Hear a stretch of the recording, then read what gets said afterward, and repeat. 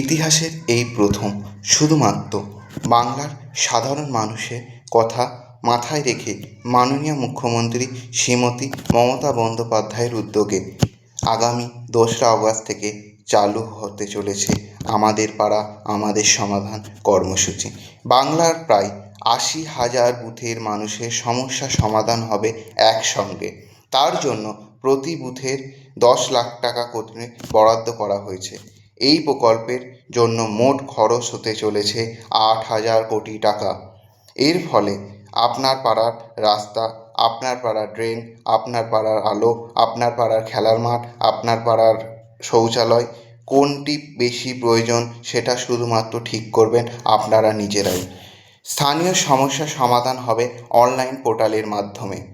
3টি বুথ নিয়ে একসঙ্গে করা হবে একটি ক্যাম্প। শুরু হতে চলেছে 2রা অগস্ট থেকে। আর হ্যাঁ, এই ক্যাম্পের সঙ্গে দুয়ারে সরকারের ডেস্কও থাকবে। শুধুমাত্র আপনাদের জন্য বাংলার মুখ্যমন্ত্রী মমতা বন্দ্যোপাধ্যায় বাংলার মানুষের জন্য শুরু করতে চলেছে আমাদের পাড়া আমাদের সমাধান কর্মসূচি। নমস্কার।